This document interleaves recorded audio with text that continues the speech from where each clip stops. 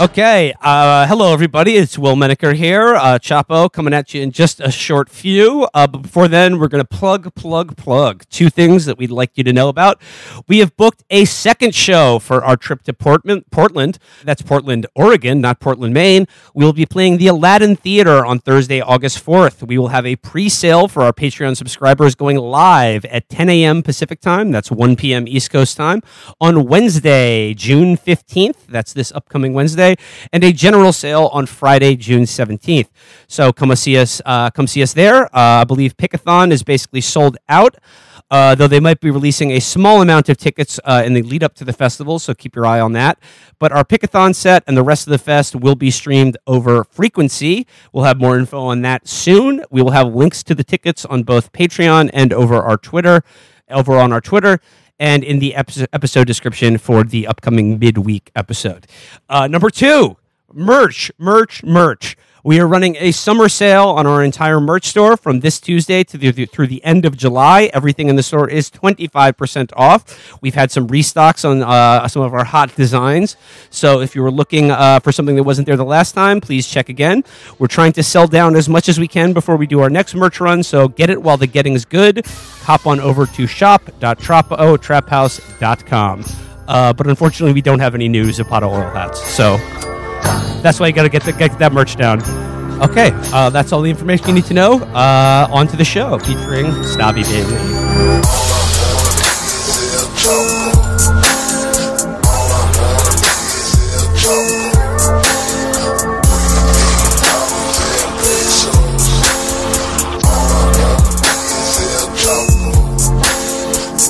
Okay, all right. It's Chapo, Monday, June 13th. We're kicking the week off right.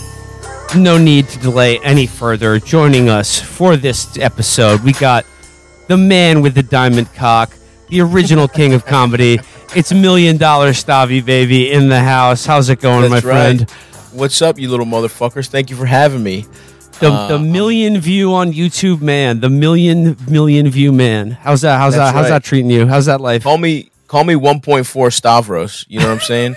And this time it's not a pejorative nickname. This time it's referring to the millions of views my special has amassed in a week, and not my hard penis, the inches of hard penis I have. I think this marks it. You are going to be the first one of the class of 2016 out of the podcast ghetto. I hope you are Adrian Brody and the pianist. No Holocaust for you. I cannot wait to do a tell-all where I disavow all of you, where I talk about how you all forced me to fucking believe, to be misogynist against women when I was campaigning for Bernie. I can't wait till Will Menaker had a gun to my head and he forced me to call women whores. I can't wait to be speaking at the Democratic. I can't wait to be Stav for Beto. And just at one of his campaign events talking about how we don't actually need Medicare for all. We just need to believe in our doctors more. When I have an NBC sitcom, I'm gonna disavow everyone. I'm gonna get plugs. I can't wait, dude. It's gonna be awesome. Stav starring in Roman Polanski's new film, The 1.4-inch Pianist. Yeah. Yeah, thank you for having me. And for anyone, before we get into the fucking ep, for anyone who hasn't seen it yet, I released a special completely for free on YouTube. It's called Live at the Lodge Room. It's on my YouTube channel. 1.4 milli so far. Let's get that fucker up there. I spent a lot of money on. I spent a lot of this podcast money on making that shit happen. So I need the views to make it back. All right. I mean, Stav, you know, that may sound impressive, but like, I mean, at the end of the day, you're bragging about posting a YouTube video on your own channel. Yeah, shout out to Tom Myers, man. Truly just a fucking king. Well, I mean, like, you're an original king of comedy, but like, you have the God Emperor of comedy is eviscerating you. You were getting, he's just pouring gasoline on you, and you've got a tire around your neck, and you're just like, Tom, you need that, though. Stop, please. You need that to stay humble. Yeah, I know. He put me right back in my fucking place. Tom let me know it's just fucking YouTube. I'm not shit. You know, I'm not the announcer for the Aberdeen Ironbirds. the single A ball club over there in Aberdeen, Maryland. And, well, I consider it very similar. I consider it very similar to sort of David Schwimmer in Band of Brothers. yes, Like he pushed you during Currahee, which is the Baltimore comedy scene. that's right. And you know, now you have all your decorations from going overseas, from getting 1 million views, from having one of the most successful non-true crime podcasts on Patreon. And maybe he does need to be reminded that you salute the rank, not the man. That's right. That's right. And my 4-star comedy general will forever be Tom Myers. That's the man, always and forever. My guiding, my Northern Star. And if anybody here isn't familiar with the comedy of Tom Myers, literally he is unironically one of my favorite comedians, and I won't say any more. Just if you're not familiar, go find his stuff. He's got a couple incredible albums. Words of Mass Destruction. Make America innate again. Make America innate again. How could I forget? And he's got, I think there's another one called Shot from the Quip. Or Shoot from the Quip. That is, that's God a good one. damn, that's some wordplay. Yeah, wow, he's the fucking man. He's the fucking man. I don't want to say anymore because Tom is on my ass, and I don't want to open myself up to any more public humiliations at the hand of Tom Myers. But you know, I just want to pay my respects to the king, and maybe one day I'll earn his respect. If we listen, guys, if you're listening right now, let's get to 2 million. Let's get to 5 million. Let's get to 10. I just want Tom Myers to respect me. Well, if you do perform with DNC by disavowing us in 4 years or so, he will respect you, you know? Yes. That's true. I can't wait to be. You know what? I changed my mind. Even Beto's not good enough. I'm going full K-Hive. Yes. I'm going full K-Hive. Me and the skinniest, meanest fucking gay guys you've ever met in your life. It's just gonna be us. We're gonna be taking Peloton classes and talking about how mayo ass white boys need to fucking sit down and shut up and listen. I can't fucking wait. You and a bunch of guys who have been adjunct professors for 45 years. Yeah. Having daiquiri happy hours with some of the most unnerving HR women on earth. Yeah, absolutely. Absolutely. Just a 40-year-old white lady with just like the biggest veneers you've ever seen telling me how many things are cap and on period. I can't wait for that. They just learned it yesterday.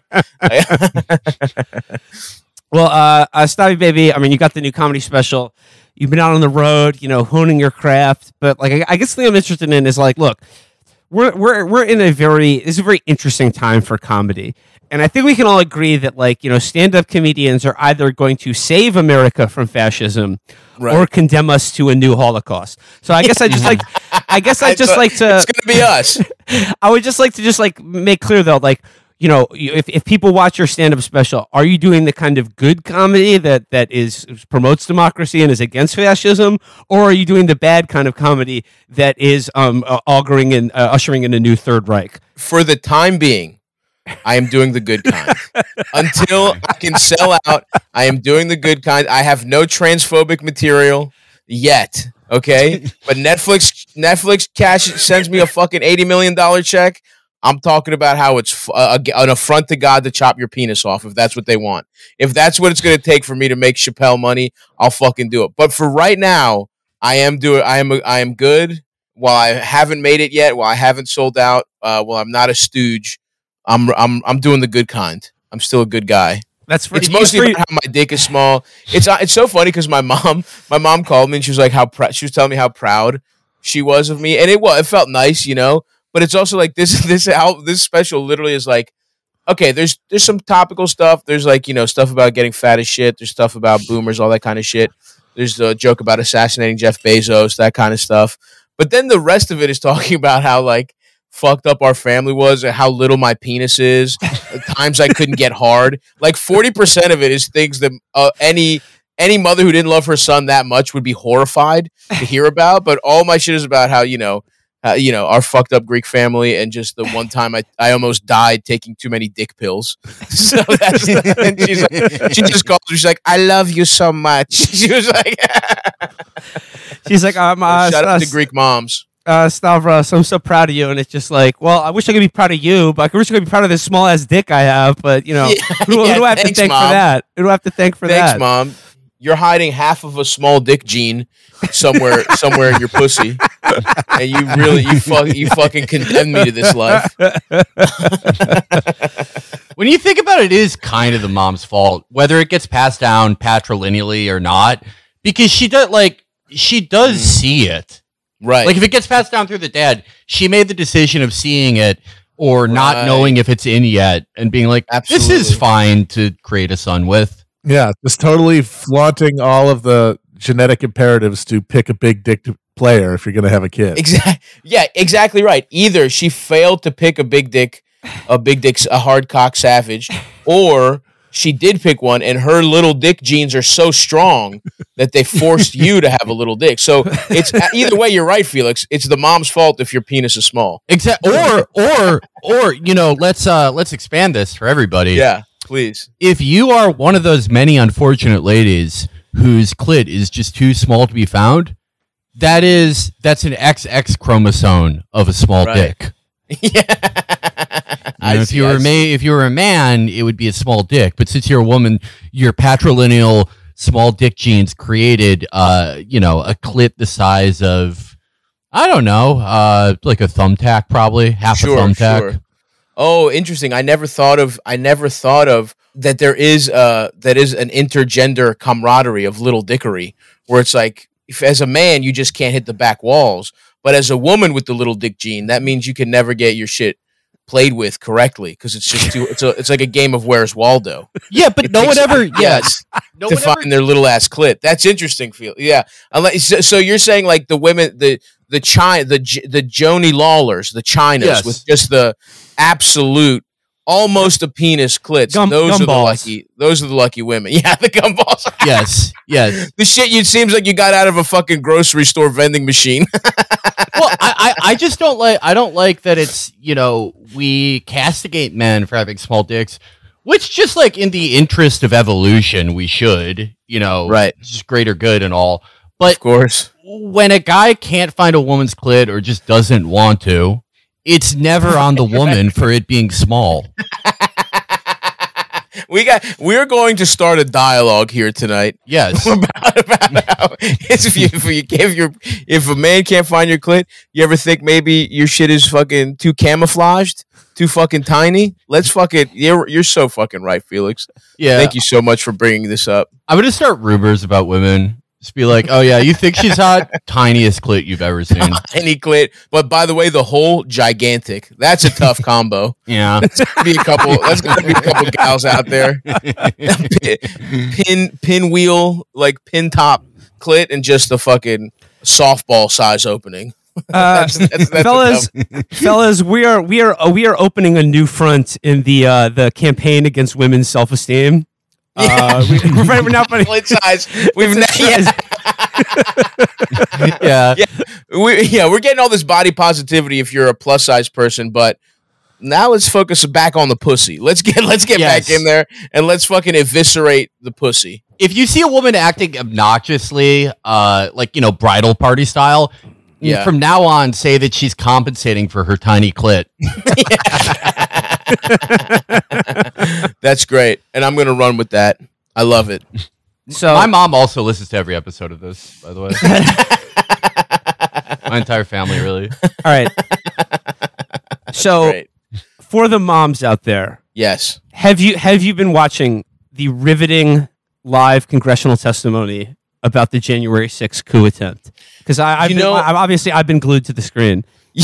Unfortunately, I haven't had a chance to, but the one thing I will say is that I can't wait for Donald Trump to finally be brought to justice. As we all know, he will be very, very soon. So I'll probably watch the public beheading. Until then, I'm just gonna, which is happening any day now. But until then, I'm kind of checked out. I feel you. Do you worry though that like your sort of duties as a citizen of democracy, like are you worried that you're shirking your responsibility by not paying attention to this like a stunning moment of history that's happening before our eyes? Yes, I often worry about. I wonder how history will judge me, as I've decided to watch Bosch Legacy instead of the congressional hearings. It is something that keeps me up at night, Will. But like I said, it's just we've all made our choices. I mean, I don't know. Like, it's just I know they want to have it. They're having it on in prime time, but like the problem is there are too many other good shows right now. I mean, like it's the network's fault. They fucked by the up. Way, they're going head to head with the finals right now. We got the NBA finals tonight. No chance I'm watching that. I'm watching. By the way, Stav, you like the Celtics or the Warriors here? Dude, it's really hard because I fucking hate both of these teams, and I'd love to just to bring this to a wider audience. Boston can suck my dick in general.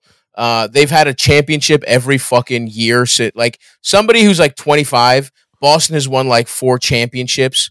They've never known not winning. You know what I mean? They've gotten too many titles. Fuck them. They can suck my dick. And then the Warriors, it's just like, it's hard rooting for the Warriors. It's a little less so now, but like when they had Kevin Durant, it was like rooting for gentrification because it was just like they were unstoppable. They were just like had all the money in the world. They were going to fucking run through the whole league. And, it's nice to see. I guess the longer it's gone on, I'm rooting for Steph Curry a little bit because he's the one with the most on the line legacy-wise. And the best part is his parents are currently in a partner-swapped relationship. Steph's parents got divorced last year, and now they are each dating a couple that also got divorced last year. So his mom is dating this like ex-college football player, like, down south type of, good old boy type looking motherfucker. And now Del Curry has surfaced with that guy's wife, which is honestly one of the funniest subplots of the whole finals. So that had to have been like a polycule explosion of some kind. Yeah. They found out they had more they were more compatible clit sizes with each couple that they could find. Del Curry, listen, one of the great sharpshooters, right? It's no coincidence Steph Curry is a great 3-point shooter as well. He got it from his dad. Does Del Curry have that accuracy with tiny clits? And maybe this blonde lady has a tiny ass clit that her husband couldn't find. Well, a lot of great questions to ask. So I think I'm mostly pulling for the Warriors because their star players' parents are in some kind of weird, fucked up wife swap situation. And that's kind of, since I don't like either of these teams, that's going to keep me through. That's going to carry me through. Well, there we go. Some NBA analysis from. Shout out to Sonia Curry. She looks great with the braids, by the way. Steph's mom could really get it. Excellent. Oh, and as long as we're talking about things we're watching on television stuff, I've been wanting to pick your brain. Have you watched any of the new David Simon series, We Own This City? I have a huge backlog of shit I want to watch. That's at the top of the list. Unfortunately, okay. I have not watched it yet. I bring it up because John Bernthal has, like, basically, I think, like, the creators of that show owe you royalties for your Dundalk character guy. Because, I mean, honestly, I'm from an outsider's perspective here, but I think John Bernthal, one of our most goated actors, and his fucking, Absolutely. like, Dundalk shithead accent he does on this show is, because, like, he plays a terrifyingly vicious and corrupt racist cop. Of course. But the way he talks is so funny, I'm like, I want to hang out with this guy. He seems pretty cool. Yeah. Well, that's the thing about those guys. Like, 100%, like, half the guys. So I do... Basically, John Bernthal's character, not having seen it, just knowing it as like, a racist, vicious cop.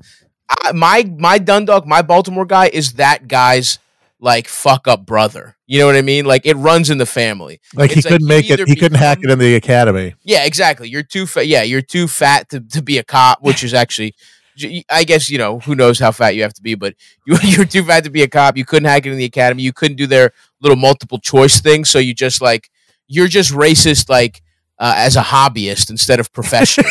It's like those guys turn pro and become Baltimore City cops that don't live in the city, but their brothers are still doing like pickup racism.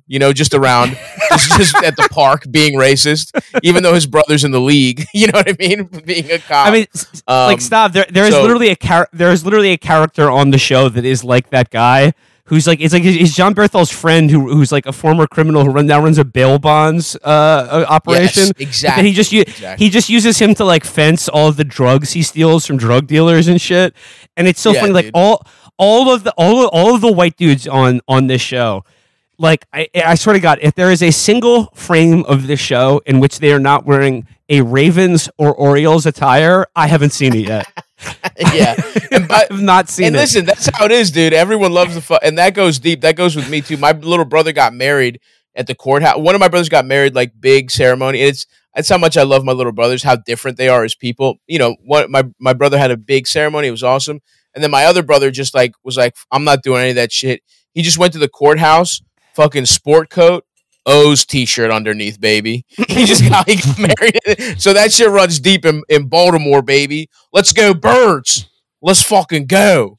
But yeah, I love it. I can't wait to see it. I would say former criminal, bail bondsman, Baltimore, white, probably has never said the N-word, right? Ever. Probably the least likely guy to have ever said that in anger, right? What I say about Baltimore, Dundalk and Hamden, another neighborhood, is that it leads the world in white women with mixed race children that use the N-word. It's off the charts. That's who we're dealing with. That's the thing. You're right, Felix. It's not that they haven't said it in anger. It's that they say it like for fun way more than they've definitely said it in anger, but they just say it rapping or they just refer to themselves as one. Like it's in their vocab, brother. It's in there in so many ways. They're the best. It's like it's funny. Yeah, it's like how you can fire a shot in anger, and people are like, "Well, what other times do you fire a shot? It's usually in anger." Well, like at an Arab wedding when they fire guns in the air. They're doing the equivalent with that word, I presume. 100%. That's exactly what it is. Every Sunday when the Ravens are playing, it might as well be a fucking Lebanese wedding. A Lebanese N-word wedding in Dundalk, Maryland. I guess like light spoiler here, but there is a scene on the show where John Bernthal's character robs a dwarf stripper, like takes a dwarf to the champagne room and then robs her and runs out of the strip club. And I was like, is Stav getting a writing credit on this show? But then I remember, this show is all 100% true and based on like FBI documents of like the Baltimore Gun Trace Task Force. Yes. I mean, that's the thing. I still have the book. Obviously, I haven't read it yet. A part of me was like, I want to read the book before I watch it. But it's like, maybe I do want to read the whole book. But yeah, I mean, that's the thing about Baltimore, man. It's just like so hysterically corrupt. And it's like, it's just like, I don't think we've had one mayor that hasn't gone to jail in like 20 years. It's like, and their scams are so awesome. Like Sheila Dixon used to do like, I think just prepaid debit card scams. And then who was the one that she ordered more copies of her children's book for Baltimore children? She ordered copies of her self-published children's book. She ordered more copies than there were students in Baltimore public schools. I know. She fucking rules. She was after I left, but I remember exactly that was the latest one. And yeah, it was that's like the scam. That's the level of scams you're doing. How completely non-thought out it is. Where it's just like, yeah, we'll just force the school system that I'm the mayor of to buy my shitty book, and then oh, by the way, there's more of them than students, but who cares?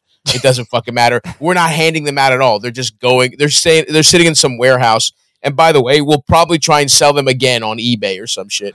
But what I love about that scam too is like, even if they were distributing them, if you're ordering enough for every student in every public school, that means that you're ordering your children's book, which is called like, The Girl Who Wrote a Letter, for like high school students. For like 18-year-olds to read your children's book about like how you wanted to grow up to be mayor and like wanted to be a dog.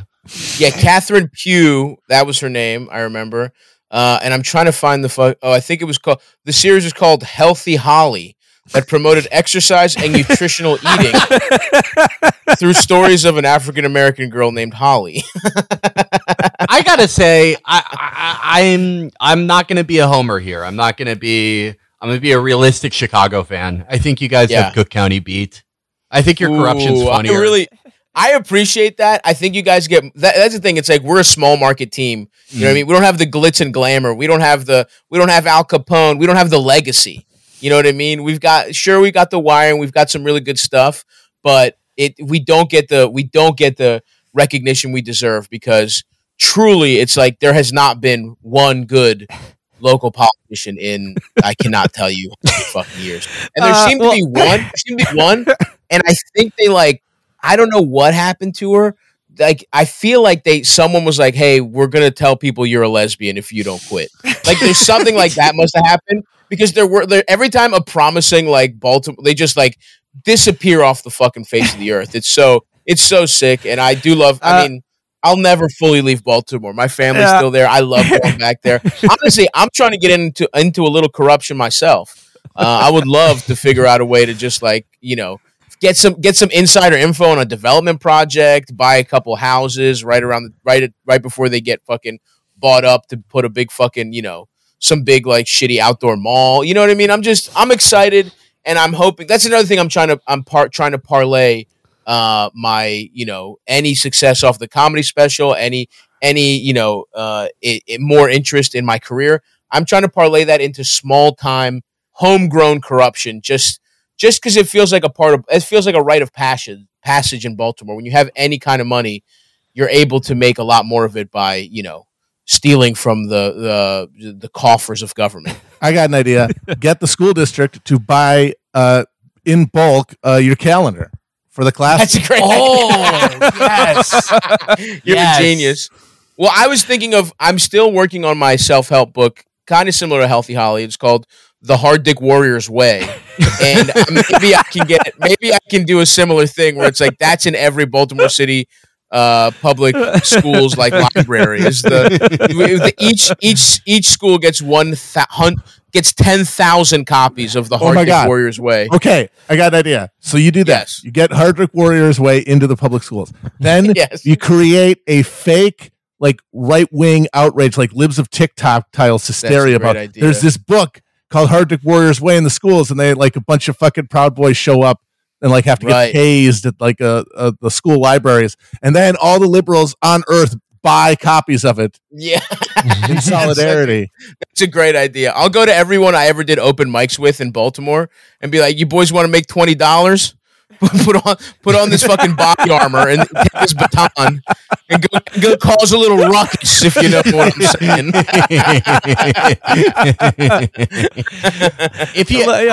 I mean, you could play both sides too. You could be like, no, I'm grooming them in the other direction.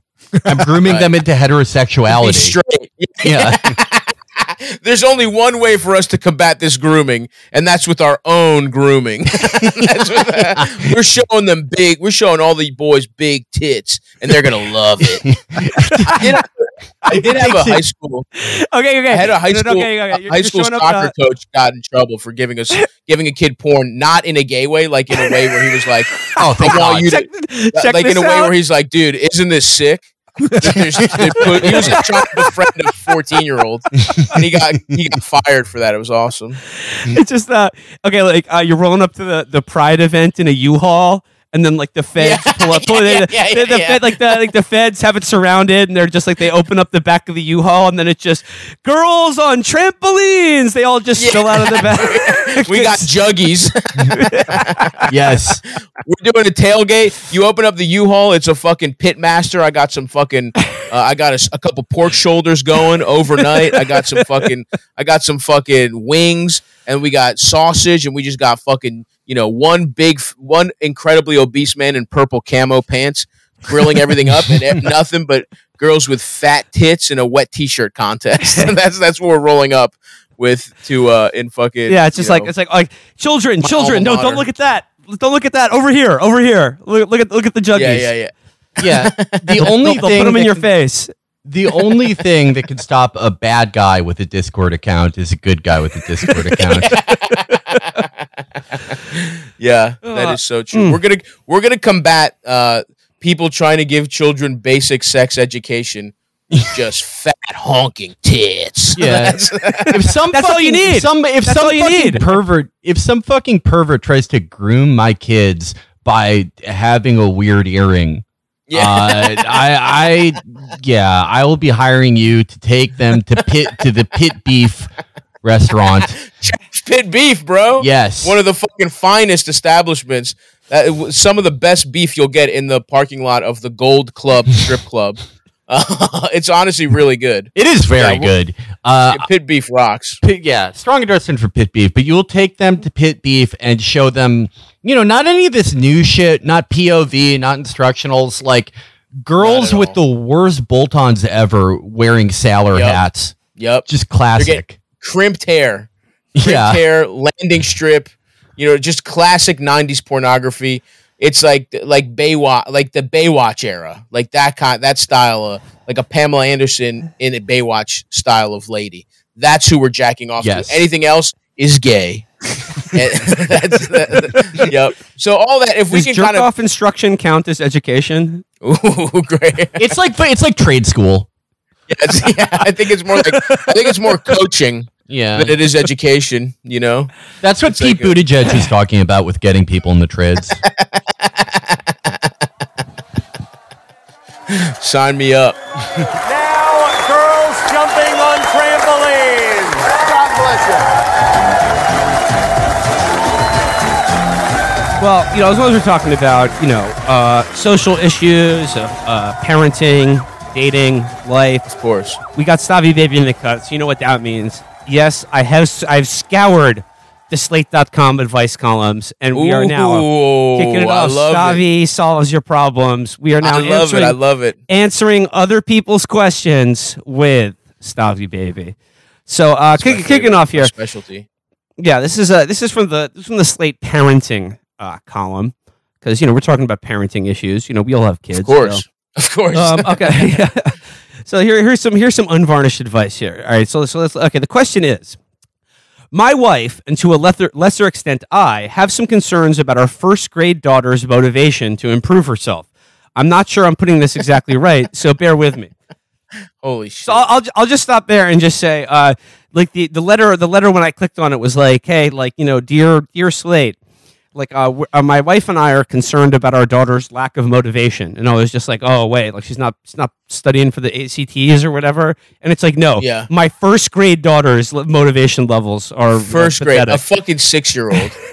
These people are pieces of fucking dog shit already. Go ahead. I hate them. Yes. The way my wife puts it, our daughter tends to assume that she is the best at everything. But when faced with an actual challenge in doing the thing, she immediately gets frustrated and wants to just give up rather than try. Probably because she's a baby. Yeah, she's a fucking dumb little kid. Of course. That's what everyone thinks. I thought, dude. I thought I was gonna be an astronaut who also played rock and roll when I was fucking 4 years old.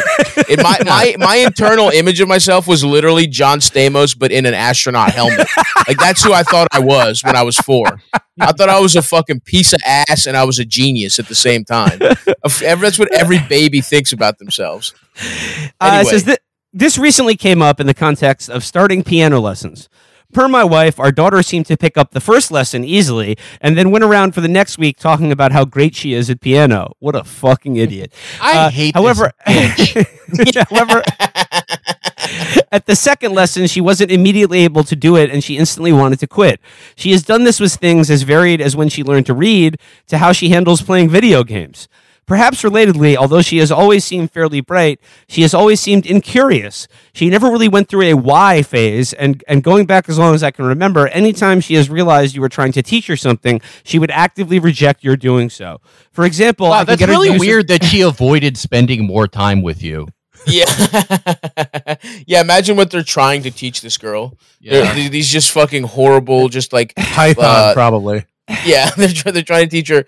These people fucking stink, dude. These are like fucking middle managers. You know what I mean? Trying to I don't know, teach her fucking Sudoku or something fucking boring. You know what I mean? Show that baby. You got to make sure she has grit so that she can get a good education and she can be a success. Show this baby John Wick. I bet you she's fucking enraptured. Show this baby something that fucking rules. Show her Crank. Okay. Let's see if she pays attention. It's really weird that my 5-year-old, who I constantly berate for giving up too easily and not being engaged enough, is not spending more time with me learning how to be an anti-racist acupuncturist or whatever thing I want her to be. Yeah, this baby's bored because they keep trying to read her white fragility. She's fucking checking out. Anyway, go ahead, Willie. The letter ends, I am very open to the idea that this is merely age appropriate, but my wife is concerned it may not be. Any thoughts? So, I mean, how are we going to get... Your wife's a psycho. That's the thought. Yeah. I don't know. This is the dad sitting quietly staring at the wall in his bedroom while his wife is screaming at Dirk Diggler at the beginning of Boogie Nights. You're stupid. You're into nothing. Everyone throw a Y face. That's right. I'm special. I'm curious. I'm gonna be the best piano player ever. Oh, you'll see. You'll see. This guy also, to me, feels like not only that guy, but also just William H. Macy in Boogie Nights. This guy is going to kill himself. This woman is cucking him. She seems fucking annoying. Anyone who's like, what's going on? Have you ever tried to do anything? First of all, if I had to fucking go to the same piano lesson that little kid did, I'd be like, after hot cross buns, after I nail that, and then the second one, I'd be annoyed. But that's the whole point. That's like, your kid is going to be annoyed. She's a fucking little ass kid. First of all, life sucks dick. You have cursed this little kid with sentience. She has to be alive. She has to learn skills. Okay? It sucks cock to learn new skills. It sucks dick to learn. Of course she doesn't want to learn. Of course she wants to go fucking play with her dolls or eat fucking pudding or do something that rules. Learning anything sucks dick. Your kid is cooler than both you and your dumb bitch wife. Just let her go through it. She's 6, bro. She's a 6-year-old little fucking kid. I don't know what else to tell this guy. Let her cook. I think she'll figure it out. Yeah. That is how my mom explained school to me when I didn't want to go. That, like, the point of school is that you have to do things you don't like doing. You have to eat a shit sandwich and smile sometimes in life.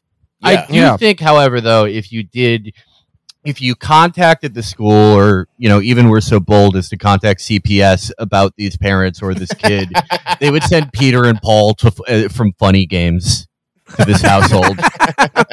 It might be the right move. Who knows? I think so. I don't fuck with these parents at all. I like this kid. She seems pretty cool. A baby that doesn't want to learn shit, that brags all the time. I honestly relate to this kid a lot. Where you're like, she's like, I'm the fucking man. Do not bring a book around me, motherfucker. What am I, a fucking nerd? Suck my dick. I'm not learning shit. Honestly, I have a lot in common with this little kid, and I like her a lot. And this letter, brings to mind, I think, Felix, you had the idea that, Adderall, obviously a dope drug, but it should only be given to people who have jobs. Like, if you have a job that you have to sit at a computer, take Adderall. It works. But, what work are you doing as a fucking 8-year-old that requires medicinal speed to get through? What's so fucking important? Having these parents. Yeah. It's also the thing of you can tell these people are annoying because they're like, why isn't my kid the best? Why she has all the confidence of being the best because we tell her she's the best every day, but she's not actually doing anything. And it's like, you have to teach the kid to do stuff. These people are just very fucking annoying. You can tell they're already worried about they're doing that thing where it's like, well, if she falls behind in first grade, then that'll impact what middle school she gets into. What middle school she get into impacts what high school she get into. She can't get into a good college, and now she's sucking cock on the street. And it's like, just fucking. It's just like, it's a little kid. Let her have some pudding and buy. You know what I mean? It's just like, these people stink. I hate them, and we should find them and call Child Protective Services. If that's what I say we do. We get that child out of her clutches. And you know what? Maybe we raise her as podcasters. We raise her as a baby between the 4 of us. I think we can figure it out. I have I think that's a great idea. I've been trying to get all of my exes back at once. And I think that if I raise a baby with 3 other adult male friends of mine, they'll see that I'm serious now. They'll be like, "Oh, he probably doesn't have like a ton of stuff on the floor now." No, because like a kid would just eat that stuff off the floor and die. And the kid he's sharing with his friends having is a like goat very much alive. Perfect. Yeah, I love this baby, and I pray that she doesn't turn into a piece of shit like her parents. Although the odds are stacked against her. Well, okay, problem stay solved. strong, baby. We are intervening. We are repossessing this child and raising them as a sort of like a four-sided dad collective, and absolutely they will be cool. They will be cool at this point. Okay, next question. This touches on like sort of social issues. So it's dear care and feeding. How do I make my life more diverse? Specifically, how can I help ensure my kids grow up in a racially and economically diverse community when our actual community is anything but? For context, we are moving at the end of the summer for my husband's job from a huge East Coast city to a smallish Midwestern one. It's obviously been an insane market to try to find a house, and I'm thrilled that we landed on one that has a great public schools and is the most diverse, decent public schools in the city, but it's still 84% white. There are black and brown people in the city, but not many in our immediate neighborhood. It's really, really important to me that my kids grow up around families that don't look like ours, but I don't know how to begin when it won't be as easy as befriending families in our neighborhood school. I also want to authentically befriend other moms and not just be a crazy white lady driving around asking black moms if they want to hang out sometime. Do I just enthusiastically embrace the families at school who fall into the other 16% and try to organically let it grow from there? Look for book clubs in other neighborhoods and hope I meet people? This is also tied to the fact that in general, I have no idea how to make new friends as an adult aside from friends of friends who are, in my case, all white. I also, of course, don't want to make anyone feel pressured to be friends with us or to feel like I only want to be their friend because they're not white. Am I overthinking this? I just worry if I don't make a concerted effort, my path of least resistance will end up with only white kids and families in our lives. And I want more for my own kids. So, I mean, what? She should think about it this way. If she really wants to, advance the cause of racial justice in this country, she should give the black and brown people of her town the gift of not interacting with her. Because she sounds like a fucking chore. Honestly, though, this makes me think that there is still a spot in the gig economy that hasn't been yet addressed. A app where if you're just a racial minority, you can be hired to hang out with anxious white liberals who want to diversify their lives. Yes, there's different levels of it where it's like you come for a half hour, you bring 4 outfits, everyone takes pictures as if it's different occasions. we bring a Christmas tree, we bring a full Thanksgiving dinner, and in 2 hours you have every major holiday. You have, we'll bring a black guy, we'll bring a Hmong family. We'll get it all. And then a Latino best friend to your kids. You get to just you get your Instagram pictures done, you get your Facebook done, and then you can start from there. And I think that is a great business venture, Matt. I think you're really onto something. Imagine how much a black family could charge for invitations to their cookout. Yes. Yes. This service would be something like a cross between a notary public and an escort. Yes. Exactly. This is 100%. A great idea. We always say that the American economy is like out of growth, declining profits, no new ideas, nothing good. We're at an awkward time in technology, sort of the equivalent to the 1970s, where any new idea is in its awkward adolescence where it won't be workable for another 20 years. This is an actual innovation in the service sector. It's true. Absolutely. So that's one way to attack it, but yeah, there's no way this woman is so like. I mean, like her problem is that she's asking a question. Like she's asking a question like how do I like seek out like the Terminator of black families to be friends with, but like but not killing them, just being friends with them. But then she's like, how do I convince them that I'm not doing that? Right. That's what I was gonna say. it's like just because you're aware of what's going on doesn't mean it's not weird. Right. You know what I mean? It's like there's no way to pursue this goal in a way that doesn't give away to anyone you interact with what a freak you are. Oh my God! It would. It's coming across so hard in text. I don't want to be that crazy white lady. Too late, ma'am. I would love to see a picture of this woman. Yes. Like one picture where she's looking at just like a white mom from her school, and another picture where she's looking at a black mom from her school, and just see how much her eyes dilate, her pupils are dilated when she looks at the black mom, and just in that moment, the hope that a black woman might find her cool. Oh my God! Because it's like. Here's the other thing. I'm guessing she wasn't like, she's like, it would have been easy back on the East Coast. It's like, really? How I would love the statistics on how many non-white friends she had in her white East friends, Coast city. Honestly. I kind of want to know that. Yeah. Well, like, she does at like 0. You're getting a little cocky, being like, yeah, I'm just going to get some minority friends to diversify here. Well, parents like this moved mountains to segregate their kids' schools on the East Coast. Parents like this, You're so fucking right. Yeah, they changed the topography of New York in order to only go to school with parents exactly like them. 100%, truly 100%, and they just think because they get because they buy bananas at a bodega sometimes that they're not racist. I mean, also it's like, how do you even, she brings up a good point. It's like, how do you even make just regular friends as a fucking adult? That's fucking weird and hard to do.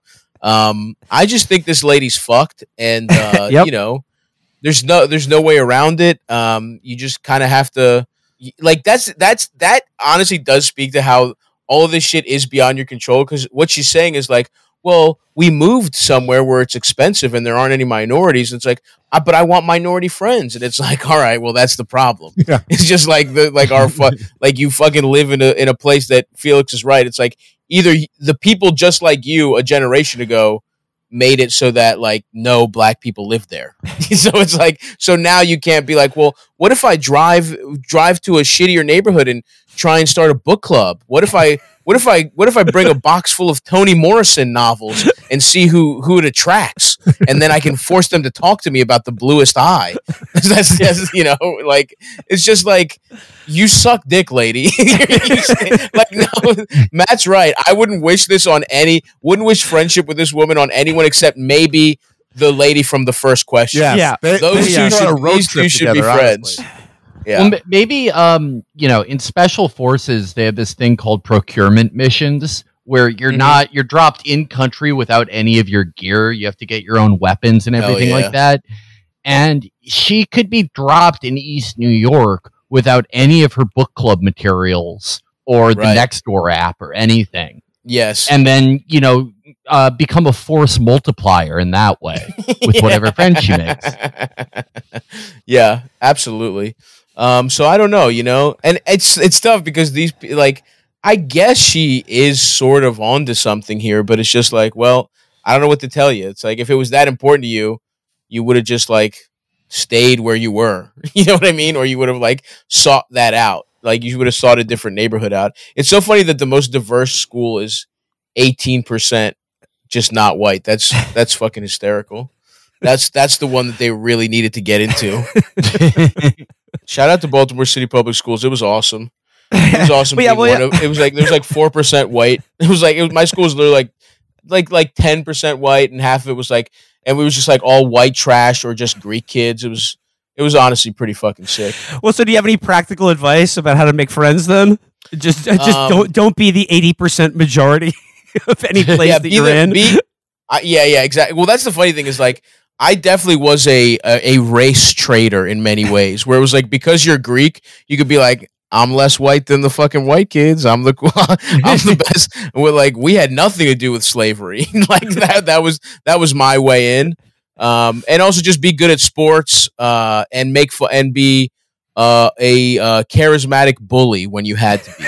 If you were fat as shit in Baltimore public schools, you needed to find someone with a little fucked up leg, or like you know, or like someone fatter than you, or it didn't help that I didn't get pussy, so you had to find someone that was a bigger loser, bad at sport. You know, you had to figure it all out. Well, ableism gets a bad rap, but it's probably prevented a lot of racism. Yeah. Yes. It brought laughing at someone with a limp brought us all together. And they were, whatever. Yeah. What you said about like being Greek, I always think that's like the weird racial politics like kids and young people have are kind of interesting. Where like I have a very distinct memory of when I was working at a bar in Minnesota, and there was this like piece of shit off-duty cop that would always come in and just like unconditionally like just start a pointless argument with like whichever black guy he saw at the bar in St. Paul. So like not a ton of black dudes, but if there was one in there, he was starting an argument with him for no reason. And one night it was like a worse argument than usual, and it almost like escalated. It almost became a fight, and we separated them. And thankfully, like the piece of shit cop left, and the guy who he got into an argument with was explaining it to one of the bouncers, who's a black dude, and he's explaining it, and he's going, "Yeah," and then no offense, this white boy came up. Talking about the cop, and then the other bouncer points to me and goes, "Oh, he's Jewish," and the guy hugs me, and he's like, "I didn't know," and it was like in that moment, I was kind of conflicted because it's like, well, that's like my grandparents worked really hard for me to be white. Yeah. On the other hand, like, sure, I'll take it. Thank you. Totally. Well, listen, I think Jews get one every once in a while. I think historically, you're owed a couple hugs from a black guy versus what you guys were up against. Not you specifically, but it's been tough.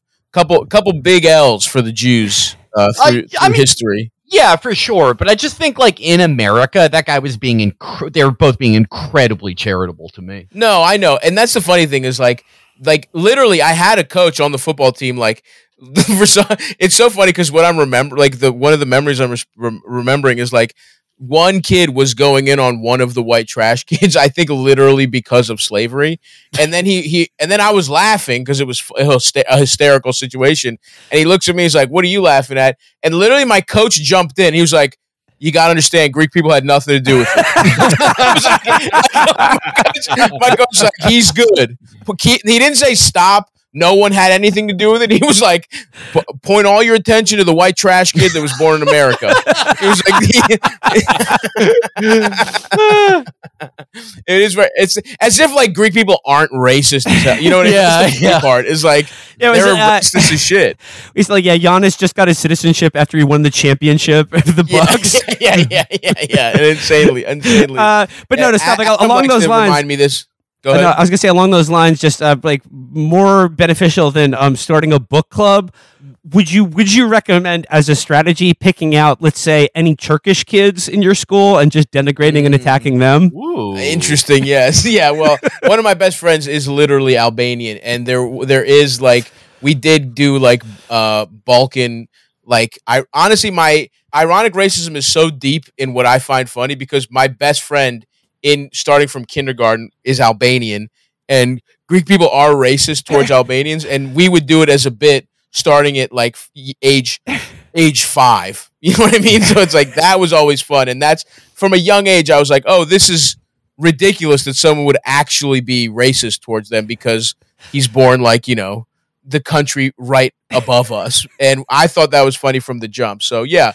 I think a little fun, ironic racism early on can be nice. And honestly, you know what the real fucking like, not to go fucking Disney movie Remember the Titans, but it's like get your kids playing fucking sports, dude. Sports is just like everyone on sports is on a team. Stop. That's the way to do it. It sounds like your fucking kids are probably losers that read too much, not like the cool little 4-year-old that didn't ever want to learn.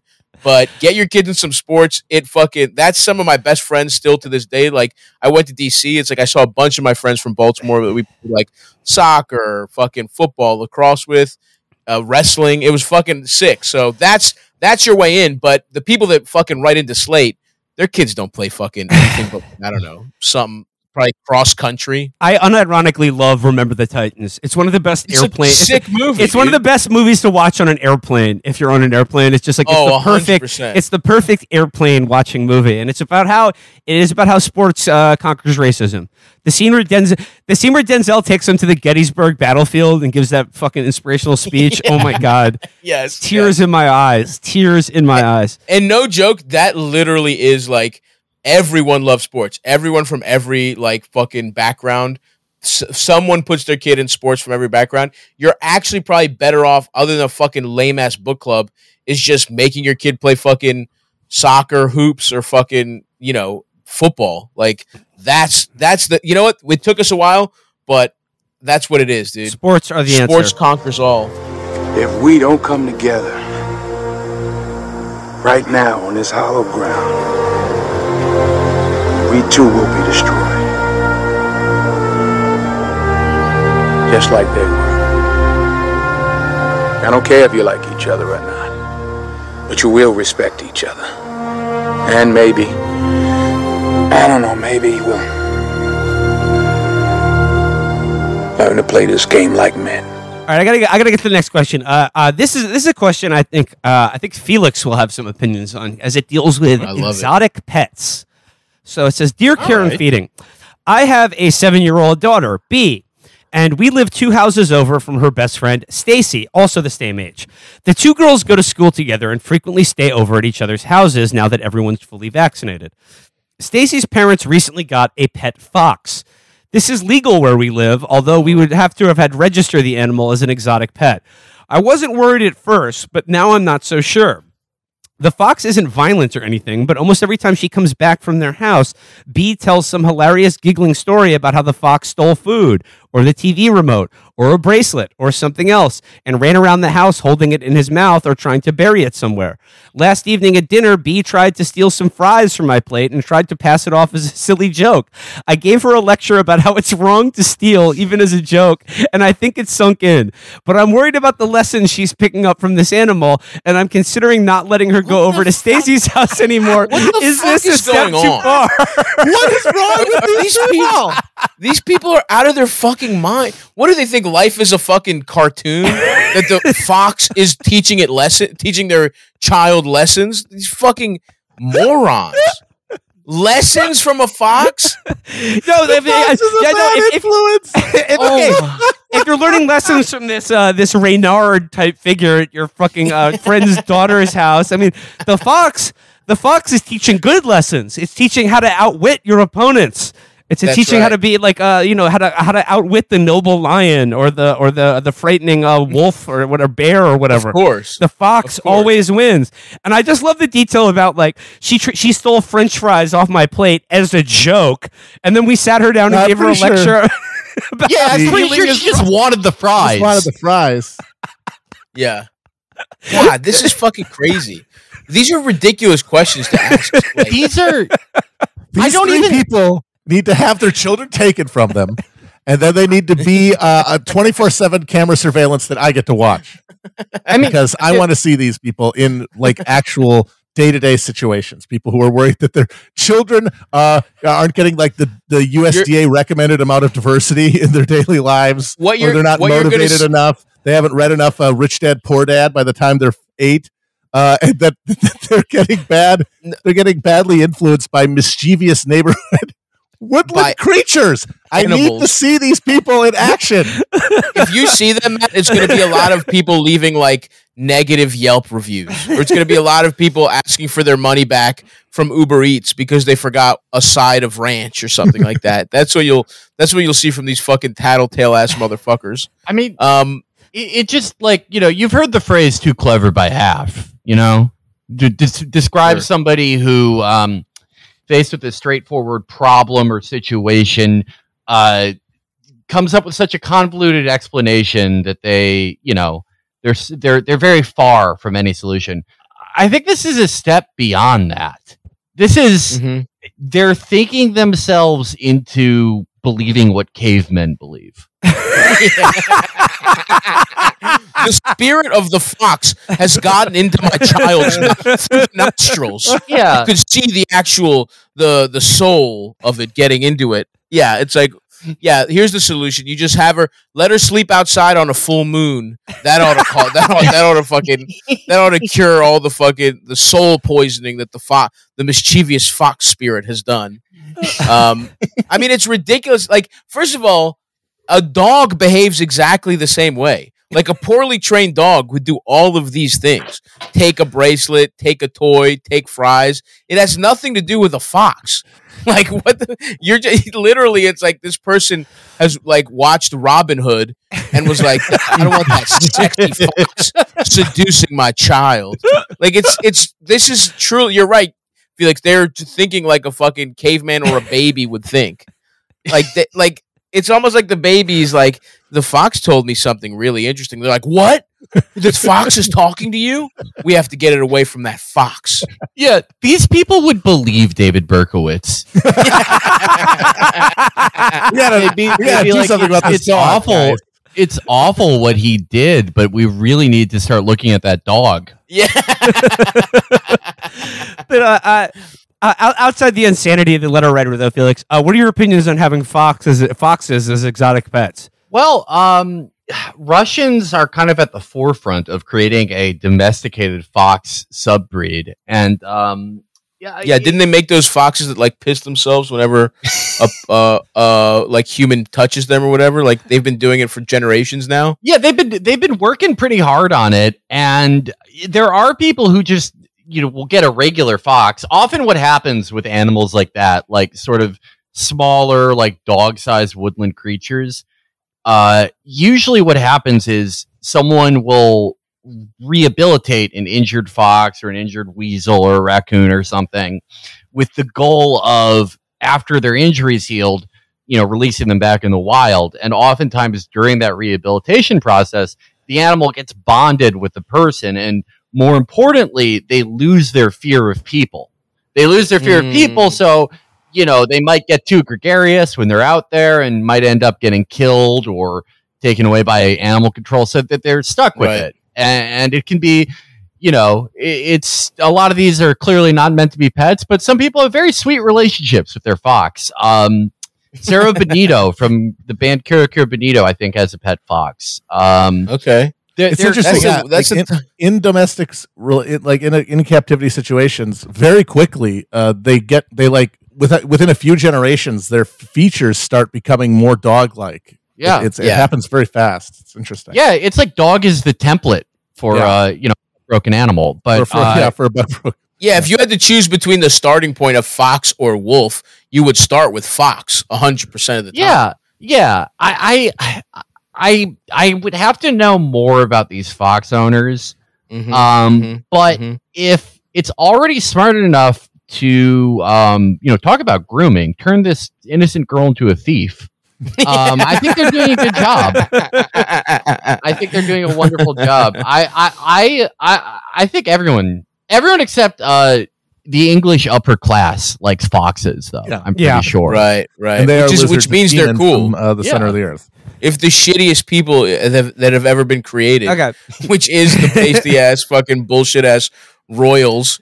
Yeah, if they don't like you, then you're pretty sick. Everyone loves these creatures, and the British upper class has been fighting for years for their right to kill it in the most excruciating, painful way possible. All right, so here, now we've now drilled down into the practical advice giving here for this concerned parent.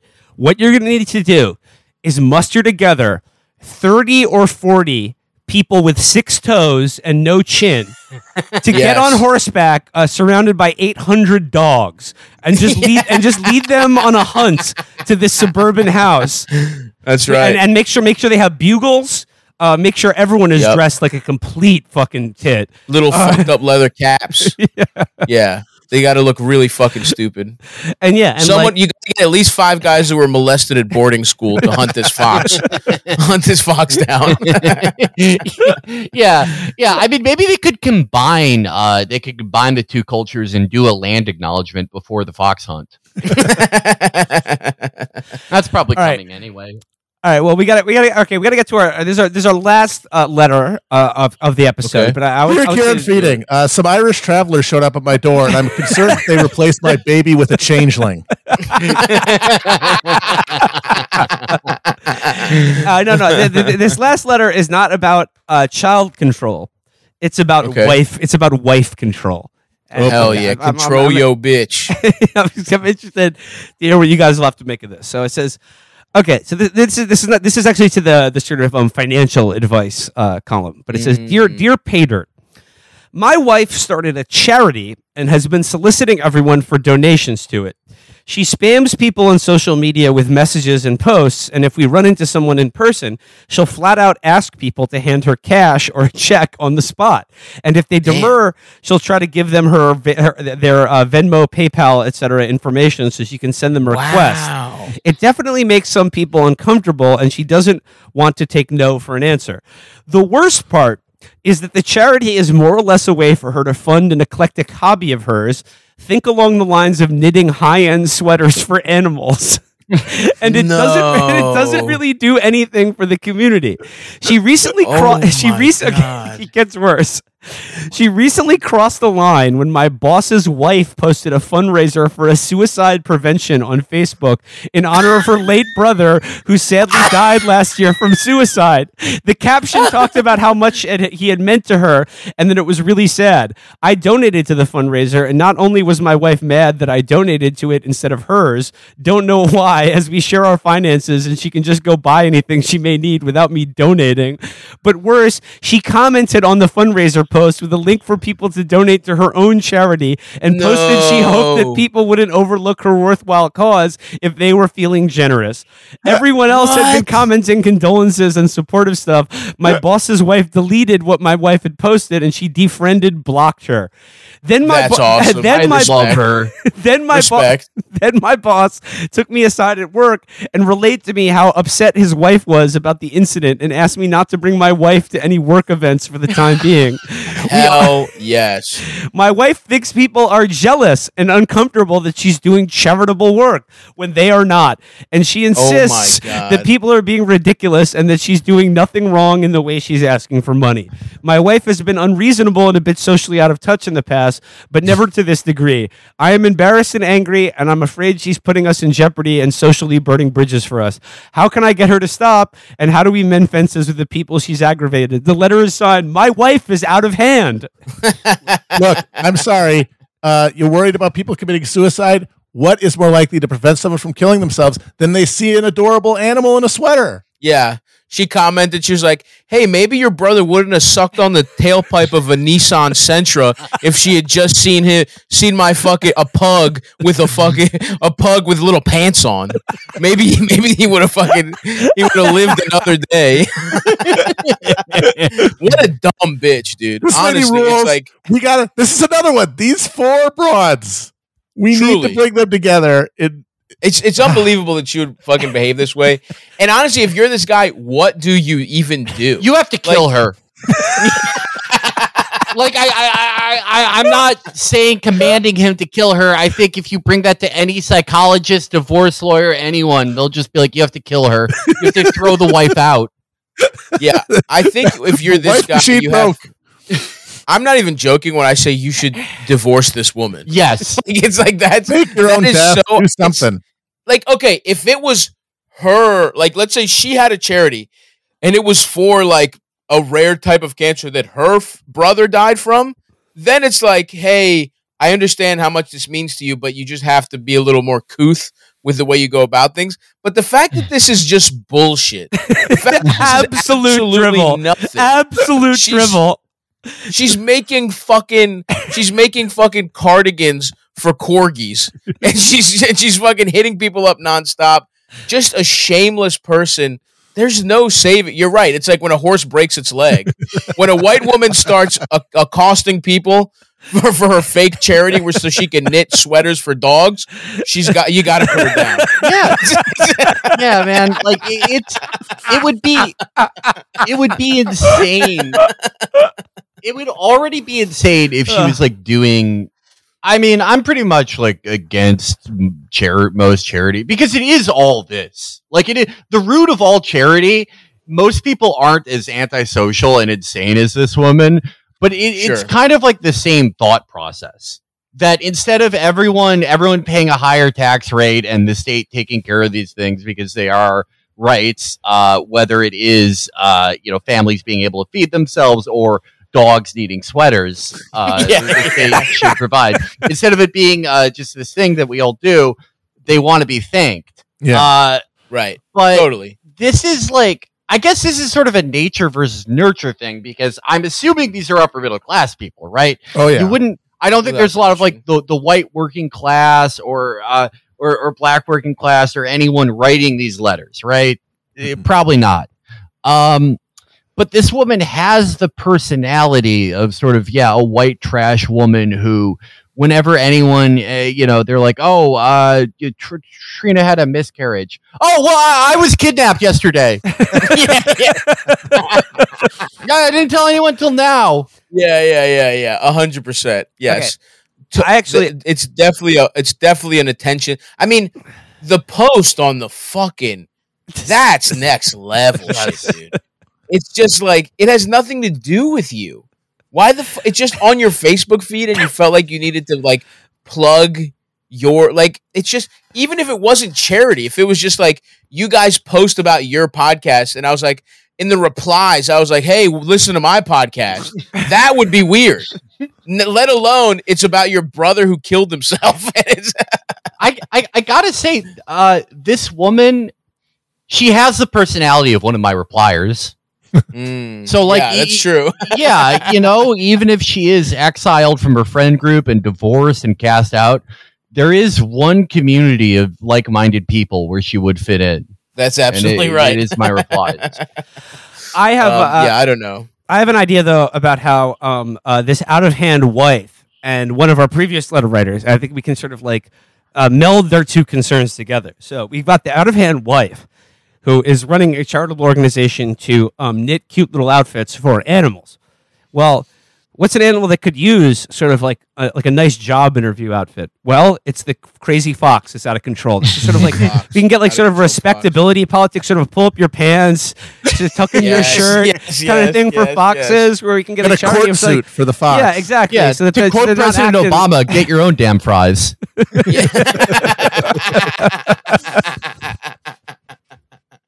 That's brilliant thinking, Will.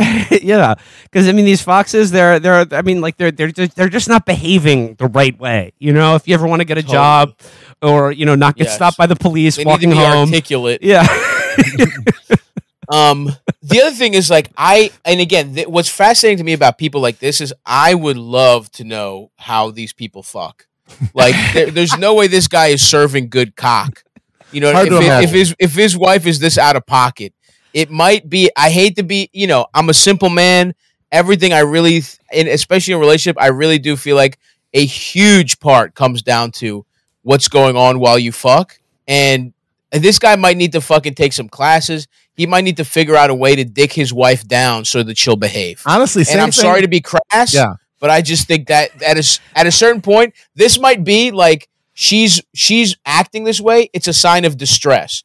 She's like, I haven't gotten my back walls hit in years, and it's turning my brain to mush. Somebody needs to fuck, and he either needs to step up and do it himself, or he needs to become a cuck, watch someone just absolutely wreck his wife, and then they take it out on him, and that way she ridicules him while he's got his soft little 4-inch penis in his hand, and she's getting wrecked by some kind of, huge cock. They ridicule him. She doesn't act out in public.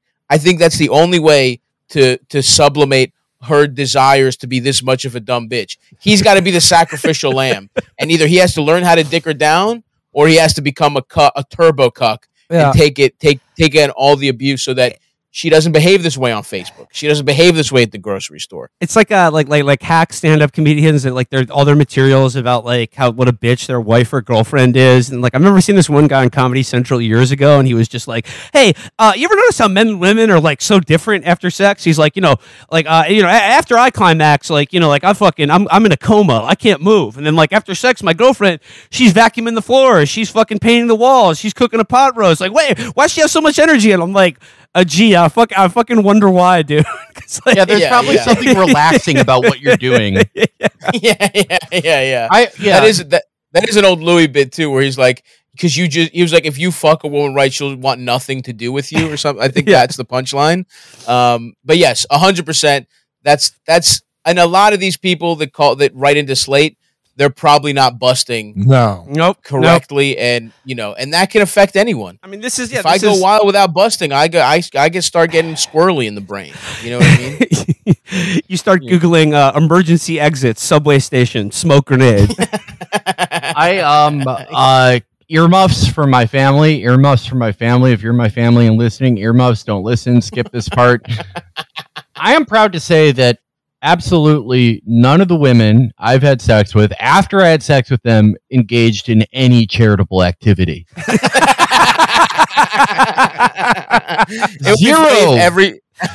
Zero. Not even during 2020. They didn't even change their Abbeys to black squares. That's what a good job I did. It would be great if after every single woman you fucked afterwards, unrelated, all started charities to learn how to grow cock cells in a lab. Well, this must be a coincidence. Well, yeah, okay.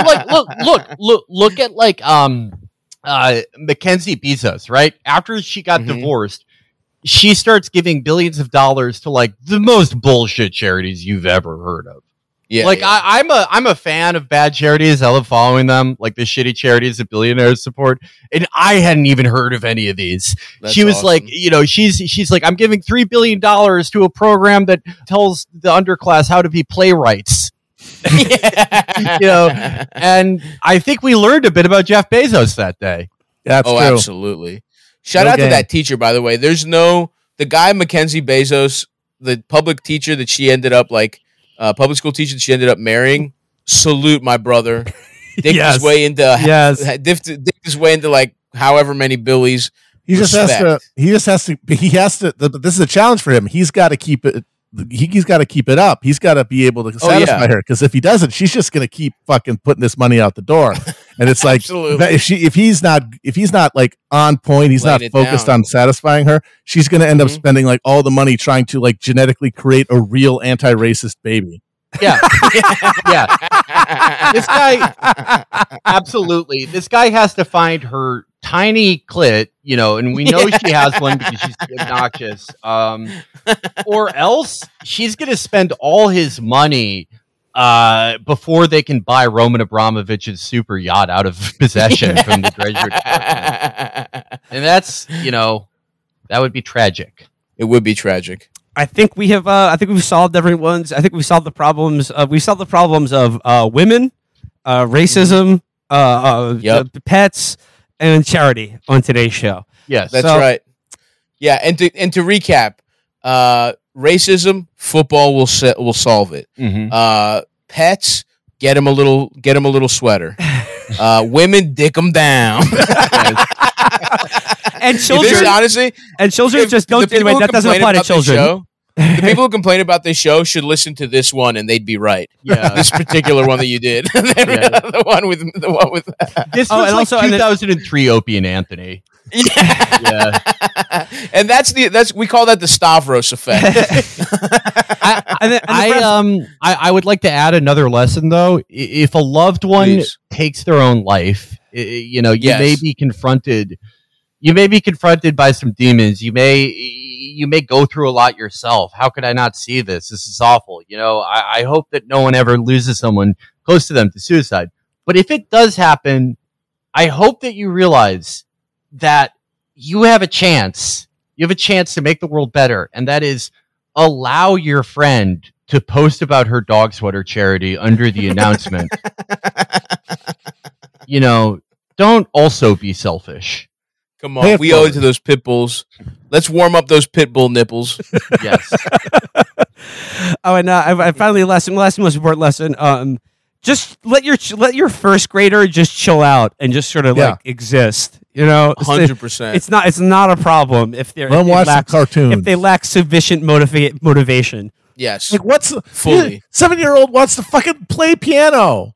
It's like, hey, let me see about this. Oh, this is fun. It's not fun anymore. I don't want to do it anymore. That's fine. Most people don't know how to play the piano, and very few of them like learned at that age anyway. Chill out. Well, my brother learned how to play the piano pretty quick, but he's like a good person, and most people's kids aren't. So, you heard it here first, folks. Felix's brother is smarter than that dumb little bitch. Well, I mean, but we were lucky enough that there was never a fox in our backyard. Who knows what it could have turned out like me. That's right. Imbuing you with the spirit of mischief. Well, before we go, Stavi, one more time, if people want to check out the new and amazing stand-up special, the 1 million diamond cock heart stand-up special with Stav at the the Lodge Room? Live at the Lodge Room, my first special. It's on my YouTube channel, youtube.com/StaviBaby. I do I post on there a lot. I'm working on my YouTube channel a lot. I've tried to grow it a lot this year. So the special's out there right now. There's also I post short videos every day. And I'm gonna let the special breathe a little bit, but usually what I do is I also just post 2 longer clips from just like little outtakes from the tour, fun little pieces of crowd work, whatever. So I post a lot on that YouTube channel. I think you'll like it. And all the socials, all that kind of stuff. My tour is ending right now. I'll be back on tour in the fall, but I'm taking a few months off. So just check out Stavvy.biz is the website, STAVVY.biz. You can find all info on the special, merch, upcoming tour dates that I'll be announcing.